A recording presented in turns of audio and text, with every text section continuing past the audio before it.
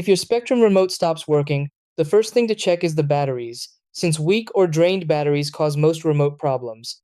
Replace them with fresh ones, and make sure they are inserted correctly. Next, restart your equipment by unplugging both the cable box and TV for about a minute, then plug the cable box back in first, followed by the TV. This helps clear temporary system glitches. Also, make sure nothing is blocking the signal between the remote and the cable box because infrared remotes need a clear line of sight to work properly. If the remote still doesn't respond, try reprogramming it to your TV. Hold the setup button until the light blinks. Press TV. Then enter your TV brand code or use auto programming by holding the power button until the TV turns off and saving the code. If problems continue, perform a factory reset by holding TV, then OK, select for a few seconds, releasing them, and holding delete until the light turns off.